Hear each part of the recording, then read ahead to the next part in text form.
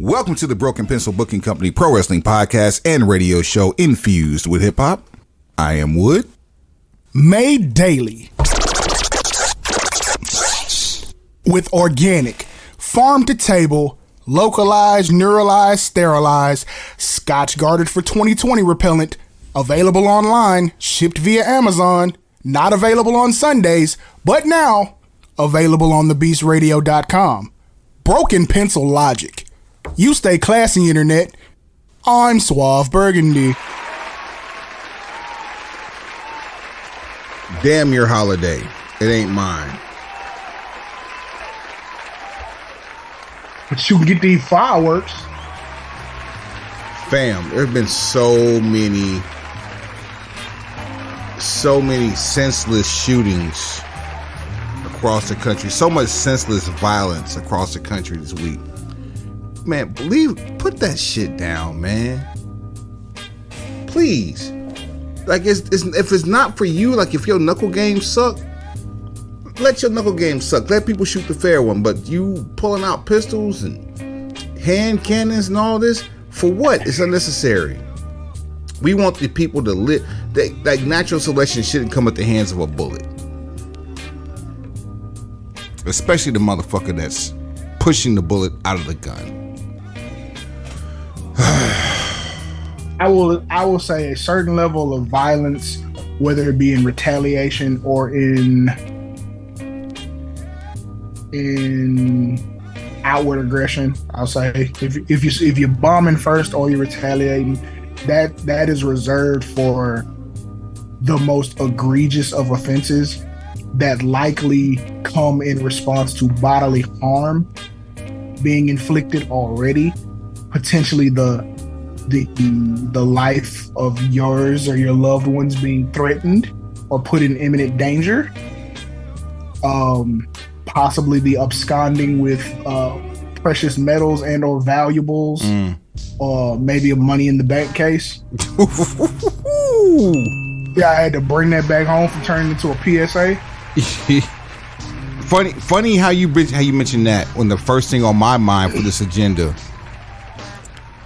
is the Bloodline Cinema. Gang. Let me get this ready real quick. Whole lot of fucking gang shit.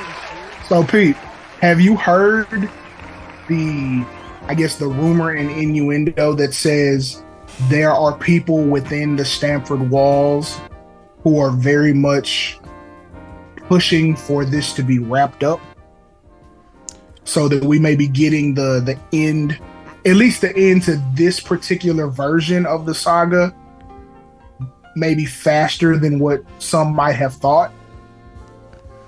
I don't know if you picked up on this from the last few episodes, Swab, but for whatever reason, you and I have not been on the same media train, if you will. Facts. And anything that says Bloodline, I stay away from. I still like where this is going. It's about 3 years, cool with me. Give me 3 more. If you're tribal chief, head of the table, WWE grand champion, this is your daily acknowledgement. Roman Reigns can hold the title for over 1,050 days. What's 1,050 more? At this point, yeah, I'm like, because remember, we had the conversation after WrestleMania. We're like, or even before WrestleMania, we didn't think getting to Hogan was a realistic expectation. Yeah. Well, now, but since then, you've created a secondary participation trophy as World Heavyweight Champion. You don't necessarily have to beat him anytime soon. Oh, I mean, okay.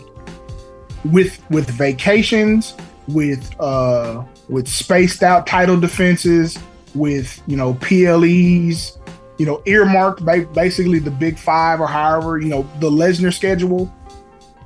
I don't necessarily think there's anything stopping you from getting to Hogan other than you're going to decide to acquiesce, huh?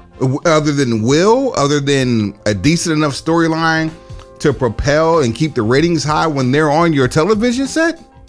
once this one's over, he's goated. Like, what other news storyline do you need? This is the story that never has to end because you know what? They keep making Samoans. You and I, like dead ass. Like this is the story that never has to end because you have an endless supply of bit players. You have cast members. You have all sorts of different pieces that can be interchanged. There's 70 cousins that are all wrestling right now. There's another 12 who aren't old enough to take bumps yet. And then there's probably another half dozen waiting to be born by the end of the year. You and I talk about this all the time. It's been a topic of conversation for the last few episodes that we've had, whether it be you know who ain't gonna wins or just regular episodes. All right. But let me ask you this. Shoot. Scuttlebutt aside. Okay. Who's next for the Grand Championship? Are you asking my opinion or like? Yes, your opinion. Main event Jey Uso. That's the only answer. Whole lot of fucking gang shit that I was going to accept, especially after what we saw Money in the Bank. Hold on, before we get too deep. Before we get too deep down this rabbit hole. Yeah, come on with it. You know who ain't gonna win was by a far for Money in the Bank our worst prediction show ever. Worst. However, most accurate. If we were doing prop bets, this would be our last episode. That might have been our last episode if we were doing prop bets. Oh, if they were doing prop bets on DraftKings, we'd have bust everybody's head. I promise you. We call shots that you didn't know were shots to be called. We told you that no matter what, hell or high water, Ricochet and Logan Paul were gonna do a dumbass spot. That happened. Logan almost killed himself, and Ricochet showed how much of a goat he really is in training, because he was able to save him and Logan Paul at the same time. How could he be a goat and an accessory at the same time? Asked Logan Paul. LA Knight teased the win, and that may have been a last minute decision. Hell, as far as we know, that could have been a decision that was made prior to the match actually happening. But Damian Priest is your new Mr. Money in the Bank. I'm sorry, Senior Money in the Bank for WWE for the men's side. Just as a small anecdote to that. So, of course, you say you've been avoiding the media train that I've been kind of just dipping in and out on. What I did read was there was basically an insider report that said everyone who thinks LA Knight is going to win is going to look really stupid when this is over. I didn't necessarily know what that meant. I didn't know if that meant we're going to do the instant hate thing of giving it to Logan Paul, or you were going to try to do something else, like when you gave it to Otis because you want shock value, but Otis never kept it, so whoever won it wasn't going to keep it. Damian Priest made all the sense in the world. You went to Puerto Rico, and what just happened? You turned that man got a match of the year candidate, and you turned the international crowd as a must try. It's not a must have yet, but it's a must try for premium live events going forward. And so far, you're 3 for 3 internationally. I mean, I would say at this point that some of these international locations are going to start becoming like consistent homes for certain PLEs. But Clash at the Castle, classic PLE. Where else are you going to do that? Where else would you do that? You're not going to do it at the Kremlin. Exactly. Moving Backlash to Puerto Rico was the best thing that ever happened for that franchise. And the best thing they can do is keep it going for at least 2 more years. Now you need one in Mexico. Ooh. Mm-hmm. The name Judgment Day, if they ever bring back Judgment Day as a pay-per-view, that would be perfect for Mexico. Bam. You know what I would really dead ass. Now you just gave me this idea since we booking in prop bets and shit. Next year's Judgment Day needs to be in Puerto Rico. And next year's Judgment Day is when Damian Priest should cash in. He should pull the Van Dam. Like, no, I'm not do going it at home. I'm not going to sneak into this because By this time next year, Damian Priest will probably be a full-fledged face. And I mean a mega face. That could happen before SummerSlam. It could also happen. But I don't want to rush it. Well, I hate to say this, we're in a microwave society. It's probably going to happen. That's it. So back on LA Knight with the same situation. Let's double back around the corner here. Right. Your man LA Knight, I think. See, let's see if you and I are on the same page with this one. Where's the next stop for him? I think there's some people backstage that don't believe in him yet. But if you want to put it, if you want to put some water, like test the waters real quick, get the litmus strip in there and see how acidic or how basic it is. Where would be the next stop for LA Knight? Well, based on what I do already know, the next stop for him is probably Austin Theory. I wasn't going to say him per se, more so than the U.S. title. It doesn't have to be on Theory for him to be in the U.S. title picture. To me, there's no point in beating Theory and then beating the person that beats Theory inside of 45 days. You're right. There's not. There's no point to it. Now, because there's another thing I read kind of about Theory, and of course these are unsubstantiated bullshit rumors, but we read them and we deal with it because hell, we're the closest thing to real wrestling media that exists. So it says something to the effect that Austin Theory's title reign had grown stale, and they were looking to kind of move off of him in that particular role. Meanwhile, he's already surpassed Dean Ambrose's title run. Go ahead. That's all you need. And to which I counter, like, what have you given him to do? Like, what? It's one thing to put a belt on someone. What do you give that person to do while they're champion? Roman's had a bunch of title reigns before this one. This one means more than any of them. It far surpasses all of them combined. Probably in total days too. But just the whole idea that he has a story with this that makes sense, that people are engaged with, that is the best content WWE has produced in many decades. Now this title reign means something. Same thing with Bobby Lash's Hurt Business title run. It meant something because there was a story attached. There was presentation with it. It wasn't just okay. It wasn't just throw some shit in a pitcher, add some water and some sugar, and call it Kool-Aid and serve it to the kids. It ain't that. I'm not going to deduct any points for you correlating Bobby Lashley with an anecdote about Kool-Aid, but we right here. Wow, Suave. Yeah. Yeah, we on that type of time this week. We getting outside. But you haven't given me anything to care about when it comes to Austin Theory. And I'll say this, and this is going to sound completely fucked up, but at least when Vince McMahon was in charge of Austin Theory, you had a reason to dislike him. Because it looked like nepotism. Just all you had to do was say Vince is the reason why you didn't like Austin Theory. Dead ass, I do not remember the last time I've actually heard Austin Theory cut a promo, but that's probably because, my spotty ass watching of SmackDown, because I'm only interested in Bloodline shit. Truth be told, I like Austin Theory talking shit in the ring more than I do talking shit, like during matches, than I do without an opponent in the ring. I like Austin Theory too. This is not an indictment on him. This is an indictment on his creative. Mm-hmm. Because you haven't given him anything to work with. You've just said, here's the belt. Here's 2 or 3 minutes before a match to talk, but we don't really have anything specific for you to talk about because we don't have a specific thing for you to do. And like I know, Suave, when you start running out of shit to do and you have a title, first off, you lose that title.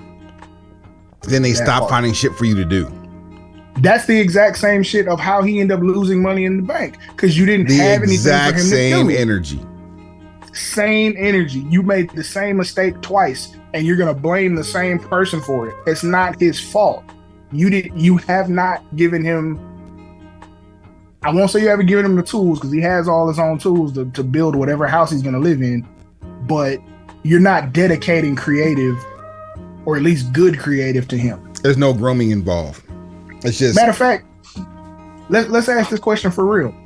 Who does, other than people involved with the bloodline, who actually does have story in today's WWE? Who's just like Seth Rollins is essentially going out there and getting over off his theme song. Cody has a story. Cody, no one really likes the story, but Cody has a story. That's for people who weren't loved enough as children. Brock has made Cody's story. The hard left turn that Brock gave Cody's story right after WrestleMania has made Cody more interesting than his return, in my opinion. And didn't say that's some shit. We said that right when it happened. I said he's gonna be better off for this when it's over with. Y'all wanted what you wanted because you hating on Roman. The only thing you'd have been shitting on Cody already. Had he wanted WrestleMania, you'd be shitting on Cody's title reign today. The only thing that fucked us up from the prop bet on that one was the fact that they kept Brock away from TV over the weekend, but brought his ass Monday Night Raw. So before Cody can get one word out of his mouth, here come the pain. Bing bong. And that's exactly what we predicted was going to happen on Saturday, but it didn't. But and if you watched the press conference and what he said in the press conference, you knew as soon as he came to the ring when Seth Rollins was there, you were about to hear some music go off. Seasoning. You knew it. Seasoning. It's Easter. It's the Easter eggs. That's why I love content for the intelligent, cerebral fan. I'm gonna tell you, somebody else has got a story right now that no one wants to appreciate. Who? Dom Mysterio. Talk your shit. No, because you're proving a point right now. I can't say anything because and the fact that other shows are trying to mimic this with other people. Stop it. The Judgment Day in general, they have a story. Each individual member, the return collectively, they have a story. The return of ASAP Finn. It's the return of forever. How? The return of ASAP Finn. Boy, keep it going. And the fact that he's going to NXT, boy, if he don't take that last Monday Night energy with him to NXT, because he better. You can't just have what you had with Seth Rollins and then go to NXT and get housed. Yeah, you can't dial it back from there. You can't let it be dialed back. Like you better go there and get suspended. I'm sure everybody has had that conversation, and Finn is smart enough to know, like, you don't go from literally this far from being world heavyweight champion to like, let's go back to doing jobs every other week. And you know who I feel the sorriest for out of Judgment Day? Oh, Rhea Ripley. Why are we feeling sorry for her? Have you seen her? There's nothing to feel sorry about. What other than a belt? What does she have going on? Bianca Belair is a hairstylist. Did you see her at Money in the Bank? Oh my God. Don't get me started at that. This ain't Saudi that. got everything. She out here macking on ringside announcers. Look, Rhea Ripley is living her best life. There is no way I'm going to take any part of this show and pity Rhea Ripley and all of her greats. Okay. All right. Touche, my dude. Who else got some story? Because you're proving a point for me right now, and I love what you're doing. It shows you what I'm about to tell you. It shows you the level of give a fuck we have for the product right now. We've talked about the bloodline. We've talked about Cody. We've talked about Judgment Day. Mm-hmm. We ain't talked about really shit else. Okay, so nobody else has any story to speak of? Anything that's compelling? Not anything that I'm emotionally invested in. What do you see? Exactly. I don't see anything else that you don't see. But the whole point is you're invested in the people that have creative. Damn. Okay, this is remember we had that question 1 or 2 episodes ago about which one do you want more, in-ring work rate or story? The people you give a fuck about have story. The people who are out just having matches every week hoping they have a banger are out here treading water.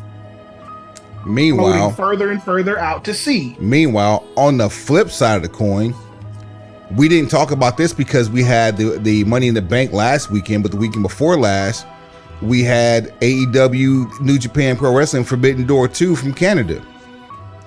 Up until literally 2 days before, actually no, even the day before, the whole card wasn't even filled out, and we lost 2 matches due to illness the day before the card was finalized. What did we get though? Something I have been begging for the longest time, and correct me if I'm wrong, Suave. I don't recall ever saying this on the show, but I have said this to you numerous times, even before we were doing the show. What's that? If you don't have a good enough card and need to put one together, build it like a boxing card. You have the 0 hour, where you have the most meaningless card on the show that has the highest potential to get people to tune in. You put that first on the buy-in. And then you slowly build this card up until you get to semi-main event and main event status, in which in this case we had 2 main events. The first main event, Will Ospreay, Kenny Omega for the New Japan IWGP United States Championship. Blood feud. I've been a proponent lately of unnecessary blood. Like, do not give it to me. I've been against the unnecessary blood series. Not a proponent, but I've been against a detractor for unnecessary blood. In a blood feud, it is needed. The only thing I had a problem with in this match was Don Callis being ejected from ringside and then coming back with no penalty. I didn't appreciate that shit. It insulted my intelligence, and it's not the because first. you're a stickler for rules. I'm a stickler for rules, especially when New Japan's involved. As we've gone over many times. However, okay, in a barn burner of a fucking match, tons of false finishes, tons of finishes being used. Your winner, IWGP United States Heavyweight Champion, on display, Will Ospreay. And we told you on the lead-in episode of Forbidden Door why this mattered, why Kenny would do business, why it would be advantageous for him to do business. First time of those two on American soil, it gives you a reason to come back and do it again later. Fewer people are gonna have seen it. Wait, American soil as in this past weekend or beforehand? Did they do American soil before this? I think they did a tag match, but as far as I'm talking about one-on-one. Oh no, this was in Canada. But okay, see, so you still haven't done it on U.S. soil. You still haven't. There you go. That's what I'm getting at. There's a silver bullet in the clip right there. So now you can pop a TV number with probably the 3rd or 4th match. You're not giving that away. There's no way in hell you're giving that away. Why not?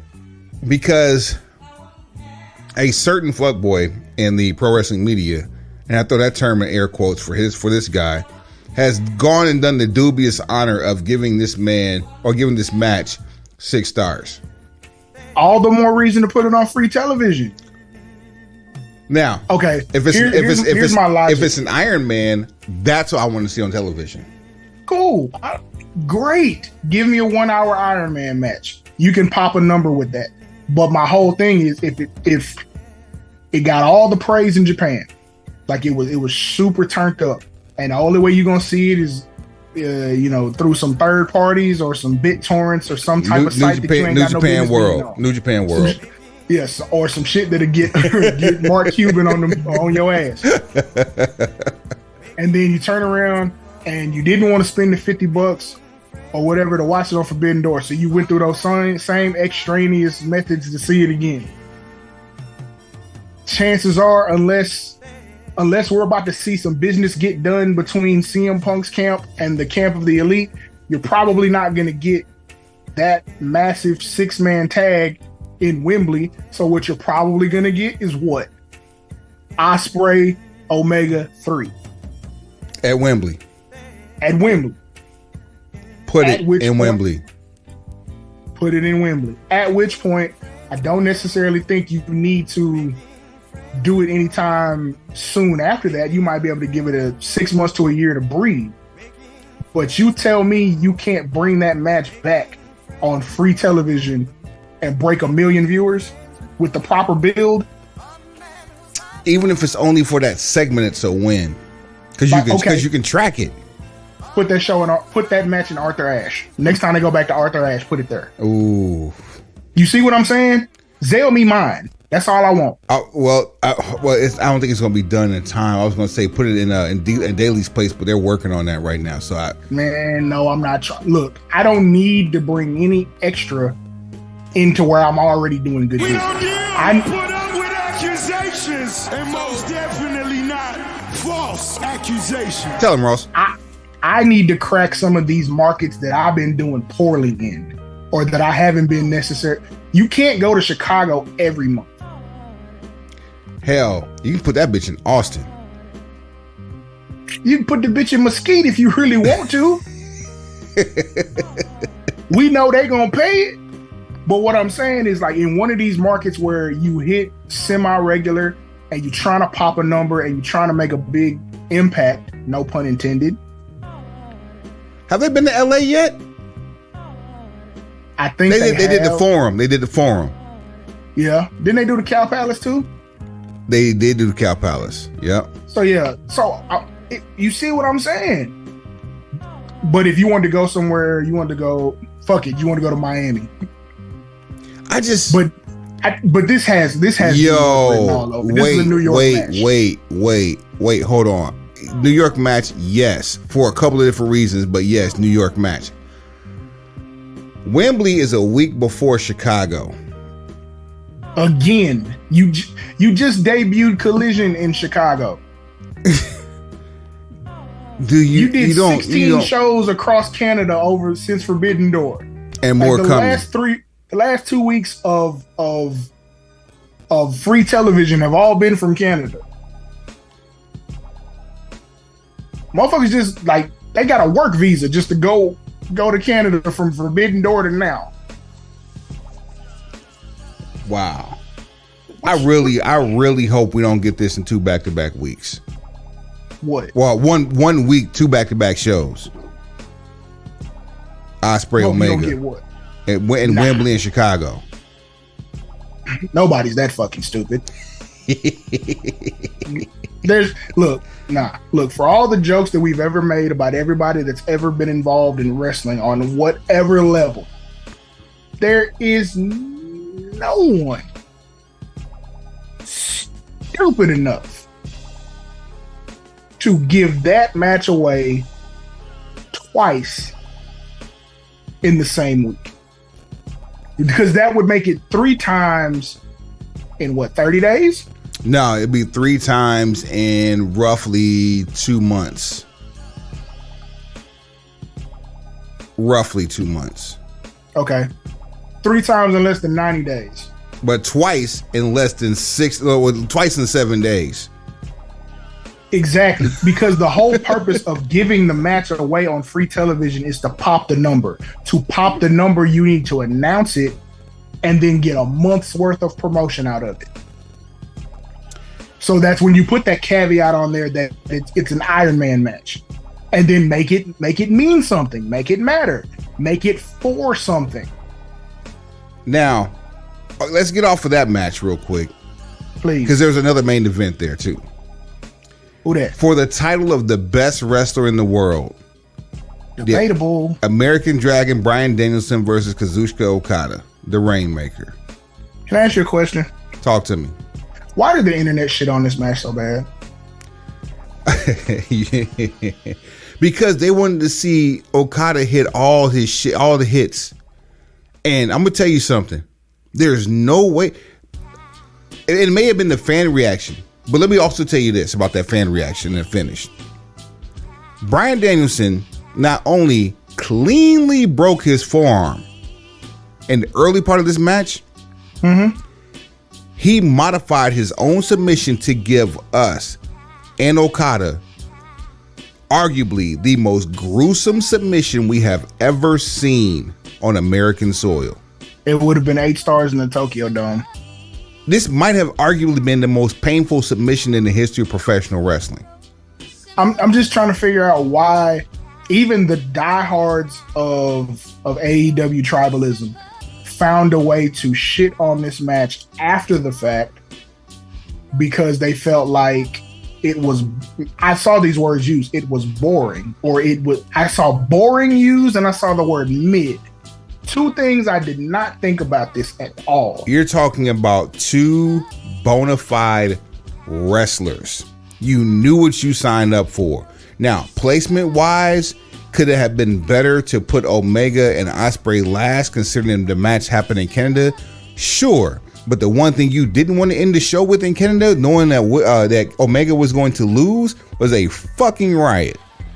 Because that's exactly I think that would have been perfect. Had you gone off the air to a riot, now you just made front page news. As long as nobody gets hurt, because you know how. At this point, we live in a society where people getting hurt is the least of people's worries. Let's keep it G. You never let the safety of human beings get in the way of a good story. He said, "Let the elephants trample the turkeys." In factuals, fuck shit up. If you in the grandstand and that lion come at you, you knew you signed up to be meat. So okay, let's say you're not a wrestling fan, and all of a sudden, you're a news watcher. So you're watching, whatever news affiliate of your choosing for your global news, and you get this breaking news that there's a riot going on in Canada at a wrestling event because of that. Wouldn't you, at some point, even just for shits and giggles, want to do the research to figure out who's who and why? Microwave society. Here's another caveat that champions your point. Everybody with streaming television and pay-per-view capabilities will go directly to see what channel it's on in the guide and buy it immediately, even if they're not anything more than casual fans. Bing bong. And if you're Tony Khan, I tell everybody holding a camera, if you stop filming, you're fired. If you stop filming, I will never pay you to do anything ever again in life. Bonus footage on the house. I want to be able to sell this shit for the documentary because we're gonna snowball this. Now, yeah, someone's watching this right now. Oh, this is cynical. This is fucked up. Stop me when I start telling lies. Hell, that could be a Forbidden Door 2 could be a dark side of the ring, especially happening in Canada. They were in the building. I mean, what? Tell me where this isn't compelling. Tell me when you decide to change the channel. Either way, riot, no riot. Gotcha. Bryan Danielson versus Kaz Okada was as good of a wrestling match as you're going to get from those two, especially with as bad of an injury that Danielson had and carried on, and to complete the match literally with one arm. Classical music. Both classic matches. Music. If you watch it, go ahead. I will ask you this. Did it hurt the fact that they had already been watching 10 hours worth of wrestling before they got to that? No, not at all. I don't think it hurt. I don't think it helped. I think it's net neutral. The crowd fatigue is a thing though. But did you hear the sound the crowd made when they heard Kaz Okada scream? I've never heard a man scream like that while in a submission. And it was genuine because Kaz is a shooter. You're watching that as a crate digger, as I would have watched it, as a crate digger, as a That's all that was in the crowd was crate diggers. You wouldn't have no casual fans checking out New Japan, you think? Not a casual fan, but there are different degrees of wrestling fans that make up the AEW core audience. There's the video game audience. Like they only want to see video game matches. They got them. They got two back to back. But I'm saying once they got that, they had other than the fact that they paid for a ticket and the show wasn't over, they had nothing else to stay for. You got your video game match, you done. And there's no reason for Bryan Danielson as a heel to send the fans home happy by egging them on to cheer on the show itself. Shit is so ambiguous with Blackpool Combat Club. I don't even know whether you can call them heels, faces, whatever the fuck. I'm done with that part. Done try because look, they don't even enter the arena through the heel or face tunnel. So I'm not dealing with this. They come in like the Shield. Facts. It's the same thing we were talking about. The smart enough fans will look at the composition of that group and decide whether or not they like them and make them heel or face on their own. There are other people who just are not smart enough to make that decision, and that's why you have that muddled response. But yeah, there's the AEW core audience is made of several different layers of tribalism, to where the world heavyweight champion Maxwell Jacob Friedman is putting on some of the best character work not taking place at Roman Reigns' Thanksgiving table. This man went from asshole to anti-establishment, and I'm gonna get into that in a second too, to being emotionally invested into a tag tournament with a bitter rival, and now has called in a face move, has called his fans, listen to the irony in this one, devil worshippers. All of the above. And then you have people that would call themselves a part of AEW's core audience, that 6, 7, 8, 900,000 people that weekly tune in faithfully to Dynamite, which I mean technically we're a part of that too. And they say his title reign is mid, he's not defending the title enough, he doesn't wrestle often enough, and you're glossing over and missing everything else that makes this great because that's not part of the story. Everything you just said that they're complaining about, they don't understand, is part of the story. But for them, it's fuck the story, give me more wrestling matches. No, because the story is you're not going to get what you want. He's not going to show up for TV. He's not going to defend the belt. He's going to talk shit when he has to appear for TV. So the best thing you got is the fact that he took Adam Cole. Adam Cole took him to a draw, and they happened to randomly draw each other's names to be tag team partners. So now, because not just because of them, but because of people like Keith Lee and Swerve Strickland, you care about this tag tournament for a number one contendership. It's not even for the belts. It's for a number one contendership. Man, which is gold. Which is why you hate him. All of those reasons is why you hate him, which is why the title reign works. He gave the world the damnedest birthday celebration in this pot. Honestly, maybe it's the fan of me, looked like a shoot. Adam Cole. We're so invested. We're invested in the character work to a point that we skipped his match at Forbidden Door. He didn't talk about it. Good match. Very much. I had no problems with it. It doesn't carry a bag to the shit he pulled as a character on Dynamite this past week. But since we jumped from that, and is there anything else from Forbidden Door you wanted to bring up? Because go watch it. Watch the two main events. There you go. Take a glance at the whole show. But that's it. I can't say any more about Forbidden Door. It's not that it's a bad thing. It's for you. So now that we've jumped into the Adam Cole MJF current storyline that's going back and forth, is it just me, or do you see this too? I hate the fact that they wrestled already. I hate the fact that they had that 10-15 minute standoff promo battle, and then I hate the fact that they already wrestled to a 30-minute draw. Giving away the 30-minute draw makes this feud seem like who was Adam Cole going up against to where Regal was like, I'm tired of this shit? Was it Gargano or was it Ciampa? I don't remember. This is when you were still watching. I want to say it was I want to say it was Ciampa, but it could have been Gargano. Either way, it's setting up for one of the craziest feuds, like one of the craziest payoffs that we've seen. Because something tells me they're going to win this tournament and they're going to win the tag belts. Something tells me they're going to win. That's taking it too far, but go ahead. Why not? Because fans want to see him more. They want to see him defend the belt. You see what I'm saying? They're going to. I'm not in a position. They're going to get exactly what they want. The fans that you're talking about, Swab, are going to get exactly what they want. I ain't here for them. Just not the way they want it.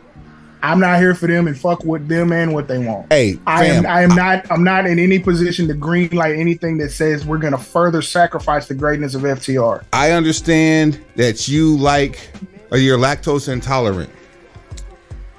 I want you to take this burger and enjoy this cheese I put on it one time for you. No. You're going to eat it because it's the only thing we have in the house, and you paid for it. Are you familiar with the term spondu? Okay then. All right. So yeah, don't nobody mandate shit to me. That's what I'm telling you. Dog says spondu. You feel me? Like no, you're not force feeding me nothing. Shouts out to Vicious Cycle. Spondu your snack pack. You feel me? See, my remote work. You ain't gonna make me watch nothing. Man, listen. I'm not here for sacrificing FTR for a makeshift ass storyline. This shit is jumbled. And in the wrong fucking order. At least to me, from my eyes. It's fine. It's not. To me. No, it's not fine. You people keep doing this shit. You people? Who the hell is you people? You people who sit here and week after week say, "Let it play out," and just the stupid shit that you people say to counteract the fact that there is a lack of common sense going on when these fucking stories are being written out. This is not cinema.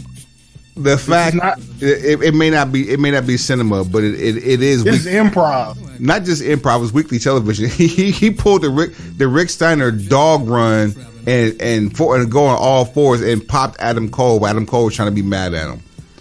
Like the levels of the. I'm here for the entertainment. I know when I want my wrestling. That shit was funny. Dead ass. When dead ass, I told my wife, I said, this motherfucker's gonna be worth so much money when he gets to Stanford. Because I'm watching this performance and I'm like, they are wasting this dude. Even as world heavyweight champion, just the booking, the start-stop booking style and the 1-2 skip a few shit. You could be maximizing this. Max. See what I did there? You could be maximizing this title reign to a whole different level. I didn't realize till just recently this motherfucker is the real life Steve Smith. For those of you who watch American Dad. I'm about to say elaborate. So for those of you who watch American Dad, you already know what Steve Smith's MO is. Steve Smith will break out into singing 90s R&B and sound like an extra member of the Backstreet Boys. That's exactly what MJF did on Dynamite.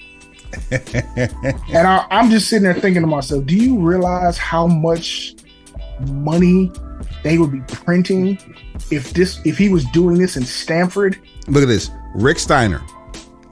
But Frank Sinatra. Chris Jericho. Mick Foley. All in one segment. With a match in between. And for those people who are like staunch AEW and curse everything that ever moves or breathes or was ever developed or incubated in Stanford, that was AEW's version of This Is Your Life. And it was a shoot. And it was fucking good. Like I can't argue about what we got. It was good. But I'm just like, the order, I understand what you're saying with the order. Make it make sense, but damn, so it wasn't entertaining. If the whole friendship montage thing had just started, and it's like, okay, the payoff is the fact I'm trying to learn this guy so that I don't have to defend the title against him. And then I end up having to defend the title against him. But because I know him so well, we ended up wrestling to a draw. And when we wrestled to the draw, I don't want to give him a rematch. But when I do finally have to fight him again, and he loses, he's going to lose via headlock takeover. Bingo. Because I'm better than you, and you know it. But you gave the payoff Okay, there is one way I want to say it, especially based upon one. It's a video I saw earlier today, but it's probably gonna get us canceled. But No. you gave the blowjob before the date.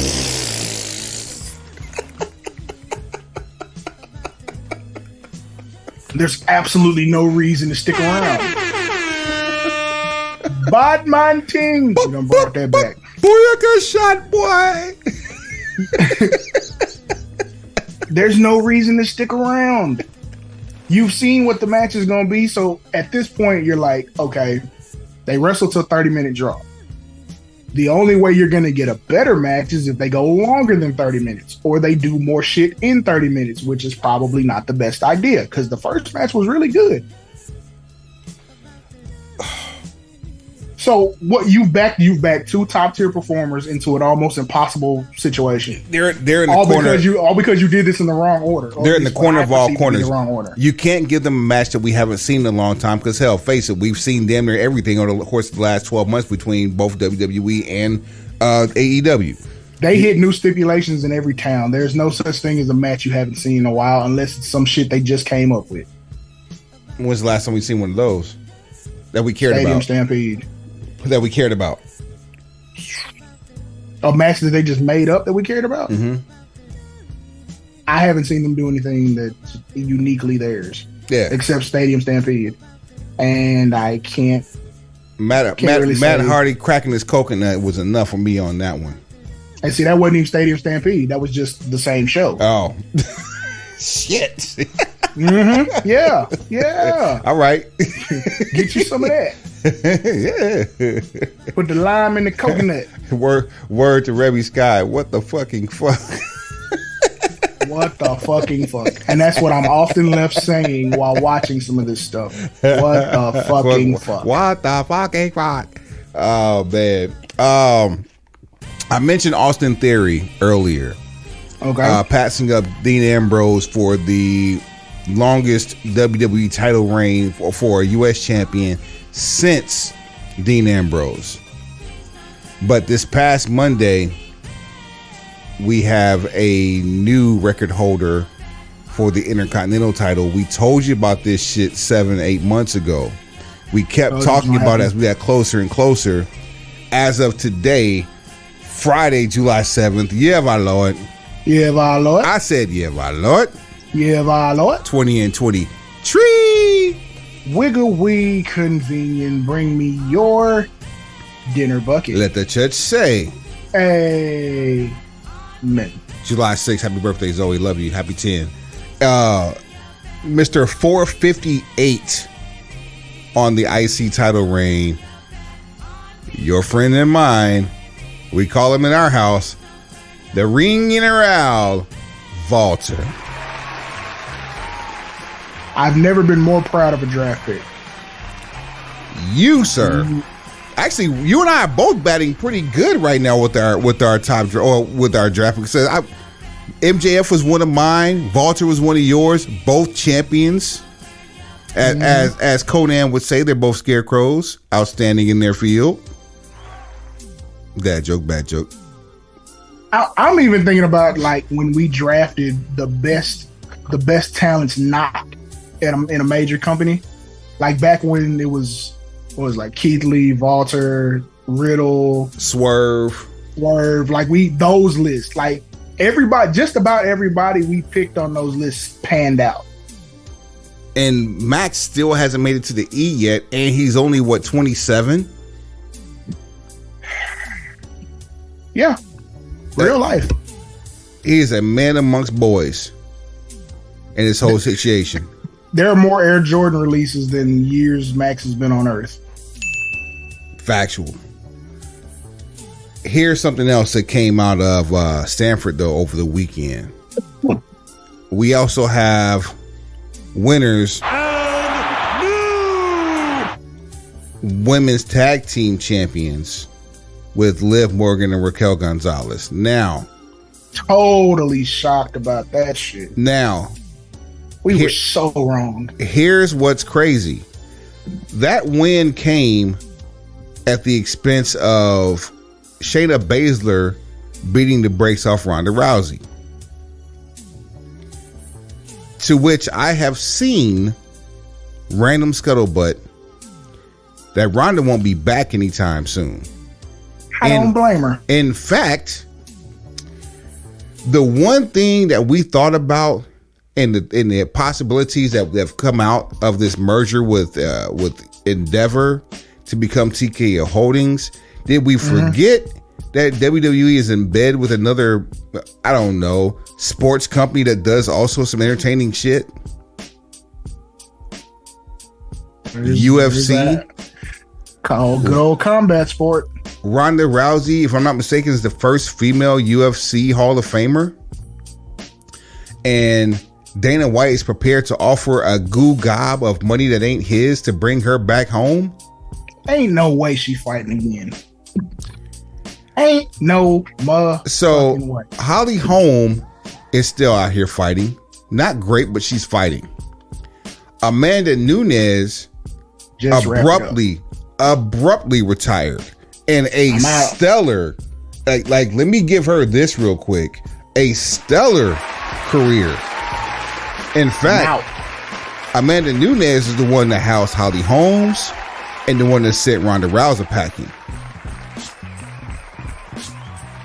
So Ronda would want to go back to taking real fists to the face because what? Because Amanda Nunes ain't there no more. And nobody else with hands is there? Not saying that they're not. Okay, here's one of those things about combat sports and things that have to deal with reflexes. Floyd Mayweather is the exception, not the rule. As you get older, your reflexes typically do not get sharper. You may maintain with blunt force trauma to the dome piece. So again, I say, at Ronda Rousey as a mother and a wife, what incentive does she have to go back to UFC, take blunt force trauma to the head and face as a wife, as a mother, when you can probably get that same bag doing the equivalent of grappling training for WWE? I'll do you one better. Unless she has an innate desire to continually compete, who's to say that she can't get that same bag working a Maxwell Jacob Friedman or a Brock Lesnar schedule? At this point, if she's going back to UFC, it should be behind a microphone and she can get that same bag for commentary. Especially during women's matches, especially on ESPN. It's time to work smarter, not harder. Now, what I do think about this potential exit, if it is as true as we think it is, I just think it's the fact that WWE fumbled the ball with her on the second run. And she's like, fuck this. I don't have to do this. I can be at home. I can be at home. I have money. I have land. I have a house to be in. I have a family that loves me. I can be at home with them rather than fucking with these yahoos. They still have yet to address the elephant in the room that is that fraudulent ass pin from. That shit over with. I hate it too. I hate it over with. Because all three of them are healthy. All three of them are healthy right now. That shit over with. You ain't never gonna hear about that shit again. You know how much money it would take to hear about that shit?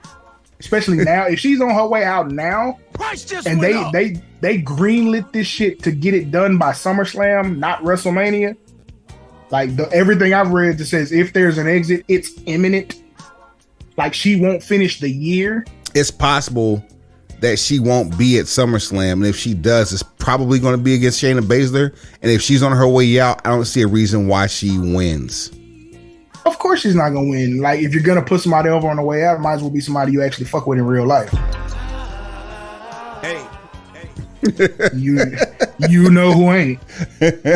Which, you know what I'm saying? Like, I just think Stanford fumbled an opportunity to do something special. Like, you had the formula with the first run. I don't know what happened during the second run that made people think this shit was supposed to go any different. Stick with what works.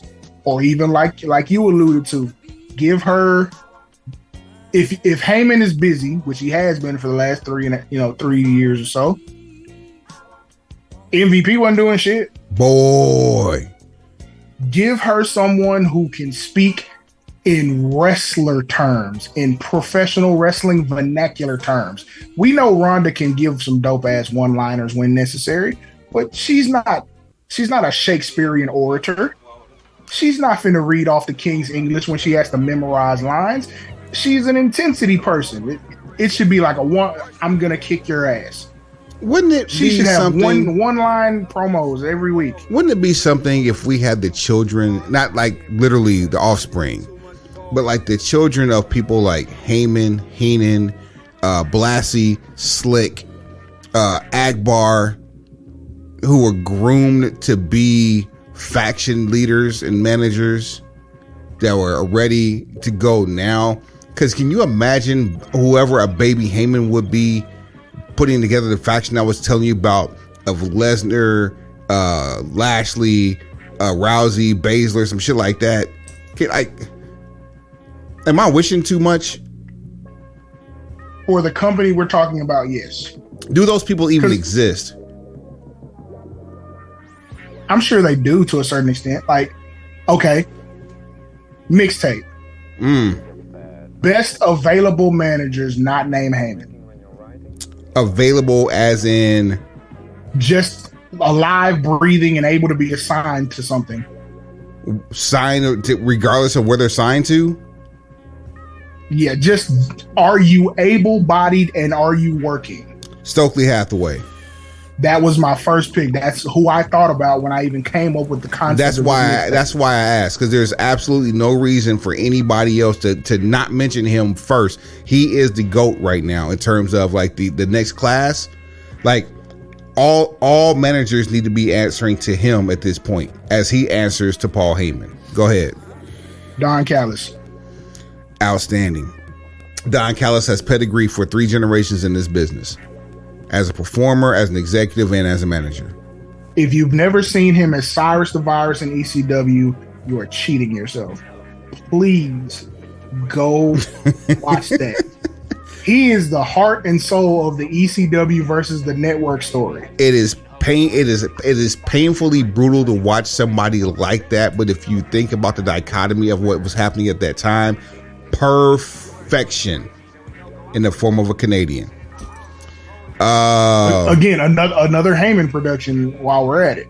Only because we've seen him face to face and we know what he can bring to the table, coupled with the fact that his current position, he's underutilized, in my opinion.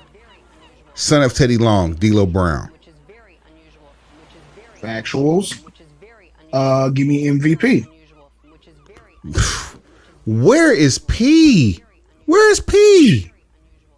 Sipping some fine brown liquor, wearing some finely tailored suits, and probably mixing another EP. You know who would be absolute fire if she didn't have got obligation that she had to deal with on a day-to-day basis for life? Come on with this inclusion. Charmel. I can see that. She's entertaining as shit. She can talk. She's not annoying. She has a high level of intelligence and a wrestling IQ that's out of this world. Now it starts to get. Now you gotta start figuring shit out. Managers.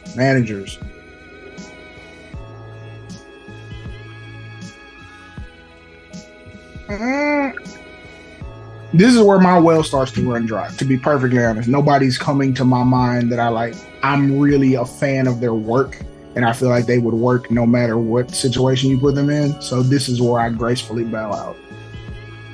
I'll throw you one more then. Here's an alley-oop from me to you. Who you got? When you can't talk as a wrestler, you want someone who can talk as a manager. And 99 times out of 100, if you could talk as a wrestler, you could talk as a manager. The one person who's been on TV who disappeared like he belongs in a milk carton, who needs to be on somebody's TV right now, from Gainesville, Texas, Bill from Stone Mountain, Georgia, Jake the Snake Roberts. I'll take it. Matter of fact, man, where is Gang? I ain't heard from Lance in a minute. I don't like the fact that Lance was missed Forbidden Door. I don't like that either. Whole lot of fucking gang shit. But now that you did mention that, here's another one. Now that you jogged something for me, Leo Rush. He's on a world tour. You know where he's at now? Yeah, I do. I do. Missed bag for Leo Rush. If he just has to be out here doing, as Jim Cornette calls it, flippy do bullshit, fine, have at it. You can get a lot more money doing a lot less work. Just run that mouthpiece. Go back to the early archives. Listen. Go back to the early archives. When did Bobby Lashley return to WWE? Was it 2018? Something like that. If that's the case. No. Was it 18? Yeah, we always had this conversation. So yeah, 18. So if it was 18, that's season 1 for us. Go back and listen to how vehement I was about how bad Leo Rush was at this character, and listen to how fast I turned on him. Yeah, I mean, like I went back and apologized for how good that Lashley, like classic. That won't work everywhere, but that does prove that he's a commodity outside that ring. Make use of these talents. Like every wrestler that comes out of a training facility is not going to be able to give a presidential address. It's just not the way life is set up.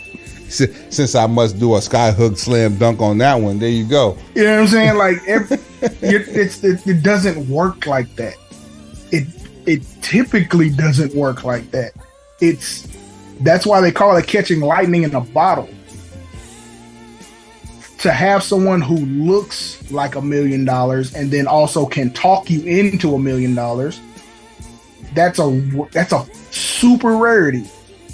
Dusty Rhodes did not look like $1 million, but could make you $1 million if you give him enough time.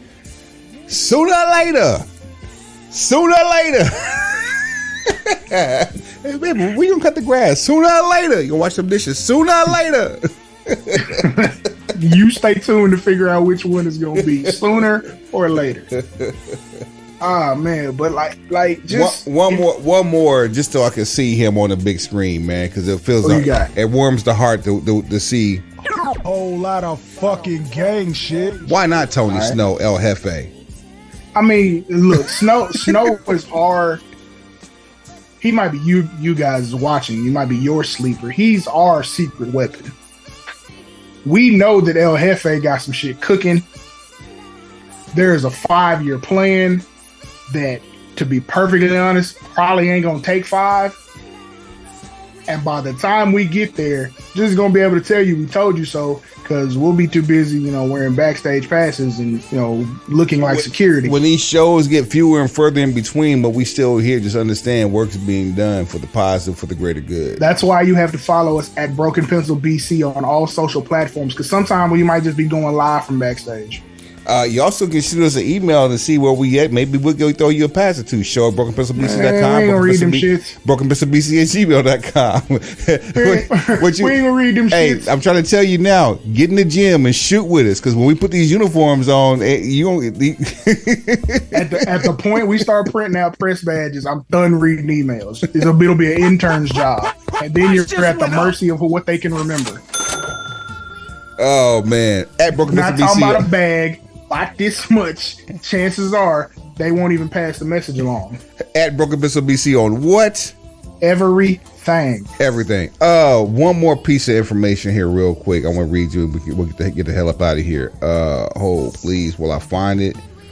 While you holding, let me tell these people, you need to make sure you go out of your way to watch the JYD episode of Dark Side of the Ring. Yeah, we talked about it. It's a sobering look into why we put him on Mount Blackmore. Yeah, the dog was special. You also get a peek behind the scenes, a little bit more of if you are not familiar with the racism that is Bill Watts, you kind of hear it. They got okay. Take this into perspective because I'm glad you said it because it made me think about it. That man's still breathing, still alive. Declined to participate in this episode because of one story told by the only Hall of Famer in Broken Pencil Booking Company Pro Wrestling Podcast history, Theodore R. Long. Peanut head. Player. That's our guy. Holla. If Teddy said it, it's stamped. I don't give a damn what you come up with because Teddy ain't never lied to me, so I know he ain't got no reason to lie to you. Now, here. But Unc, tell him what it is, Unc. Here's the thing. Go ahead. If what was said by Teddy Long, allegedly by one Bill Watts, was not true, what issue would Bill Watts have with coming in and clearing the air or correcting Teddy Long before air? Even if it was true, if JYD meant everything that you claimed he meant to you, you participating in this documentary would have been a must, no matter what, just so you could have given a proper scope and a proper explanation of what that man meant, not only to you and your business, but to the wrestling industry, period. But because there is a stain on your conduct that you don't want to have to justify or you don't want to have to explain your way out of, you chose not to participate at all. What's the difference between a lie and the truth? A lawsuit. Have you seen any paperwork filed? Not a one. Thank you. This has been my TED Talk. Don't stop me when your feelings get hurt. Stop me when I start lying. And that, more than anything you've ever done, makes you a hoe of all hoes. Because that's supposed to be your man 50 grand.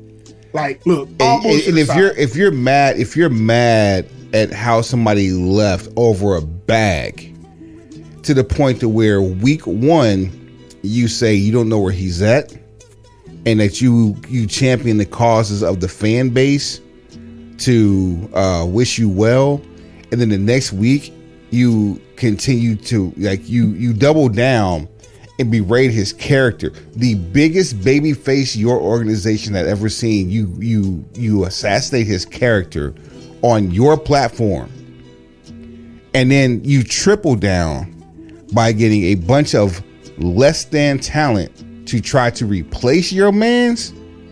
And you're mad because you didn't get a chance to tell him that you loved him? Man, slap yourself twice on Sunday. Your opportunity to tell him and or his family members that are still here that you loved him was right there, and you decided not to participate. That told me everything I needed to know. You were one of my favorites until I stopped being able to profit off you. You are a great hand. I'll leave it at that. Go out of your way to watch episode or the Junkyard Dog episode of Dark Side of the Ring season 4. The Matt Bourne episode, I believe, is fire too, but the JYD is why we're here. Yeah, Matt Bourne. Both those episodes are actually really. This season has been very. It's dark so far. It's dark as shit. But it's in the title, fam. You get what you get. What they come as advertised each episode. Let me read you this final tidbit. This is from one Kevin Nash, and I quote: "Am I the only one that sees an absolute ripoff of The Rock to the point that when he cut the promo on fucking Logan Paul, or whatever the fuck his name is, the only thing he didn't do was turn the motherfucker sideways? Jesus Christ! Everybody have amnesia. There is nothing original." We're in reference to LA Knight. Nash isn't wrong in his assessment. His delivery is giving get off my lawn vibes all day long. I like LA Knight quite a bit. Here's a fun fact. I didn't realize he was actually British and he's doing an American accent. That probably has a lot to do with the delivery. Well, I read that. I don't know if it's true, so who knows. But I like LA Knight, but I don't hear The Rock when he talks. I see The Rock when he makes movements. I hear Steve Austin. We're just at a point where, fam. I actually see both of them. I see Steve Austin and I hear Steve Austin. Like the walk. The walk. Okay. Yeah. The vest. I do see Austin in the walk. The vest. I give you that one, sure. The pointing as The Rock. That's 100%. Like the way he points and then points to the crowd, LA Knight. Yeah. Yep. But that was also Eli Drake. I thought that then though. I thought he had a whole lot of Steve Austin in his cake mix. And no, the man's not British at all. Well, good. No. You see what I'm saying? Like people just be sending out shit. Then you read it and you're like, well, hell, Franklin Saint is actually British in real life. Listen, there's a whole cast of characters out here on these TV screens right now that's British as fuck with American accents. They were raised on tea time. You feel me? Like they was raised on tea time and not CP time. Like, what the fuck, bruh? But yeah, I like LA Knight a lot. I hope he's able to, cash in on this wave that he's riding right now. But of course, because I grew up watching wrestling before the Attitude Era, which means I lived through the Attitude Era. I see Austin and I see Rock mixed all up, and there's a little bit of a different spin on it, but at the same time, the similarities are ever present, which that can be a good thing for people who are looking to get back into wrestling. It can be a bad thing for people who never left, but you're gonna have an opinion on him, period. Here's my thing too. Nash is a WWE Hall of Famer. Mm-hmm. Why not negotiate? Like, we already know that there's a, I don't know how big the rocket is, but there's a rocket being strapped to LA Knight after what he's been able to do since, turning back from Max Dupree. The rocket's being strapped to him by the crowd. Cool. It happened to Bryan Danielson, aka Daniel Bryan. If you have a problem with this man, invite him to your platform. Don't tear him down and not give him a reason to, because he's not going to respond to you. He's not going to even acknowledge that you said this shit. LA Knight might, depending on what his actual age is, he might age out of the grouping of wrestlers who would respond. But for the most part, this current generation of professional wrestlers respond to everything. Because I know about the time that he actually started, I'm going to go on a limb and say he's 43. Let me do my Googles real quick. I think you're almost dead on. I think it's 42 or 43. 40. Close enough. Yeah. So he's in that window to where it could be one or the other. It depends on what day you catch him on. It could be, if I'm really offended by it, then it could be, hey bitch, fuck you. Or it could be, I'm gonna play mental chess. I know this is the homeboy of the guy who's really in charge. So let me play it cool, see if I can't set up a parlay maybe, or just ignore the situation altogether.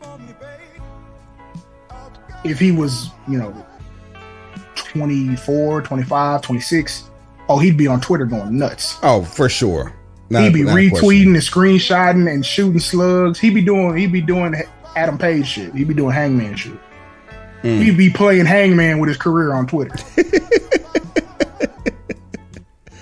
I deserve a bell for that. Let me do you one better, Suave. I don't usually politic for a bell, but I deserve one there. There you go. I put some stank on it for you there. Once again, show at brokenpencilbc.com, brokenpencilbc@gmail.com. That's at brokenpencilbc on what? Everything. Share, like, download, subscribe. Do what you got to do. Figure it out down here. Tell your people. We're only as good as the people tell you we are. So don't hold us in your back pocket. We ain't your favorite album. Just push that shit out there and let everybody hear that shit every week. It's the only time I'm ever gonna tell you this. Why don't you be the one telling it? Don't just be the one hearing about it. Be the one telling it. Don't be like, I'll never say that to you in any other situation. You're not up on this. You don't need to hear this. 211 episodes later, kiss my motherfucking ass. And there's that. Suave, take him to the house, man. Pencil pushers. Heads up and pencils down.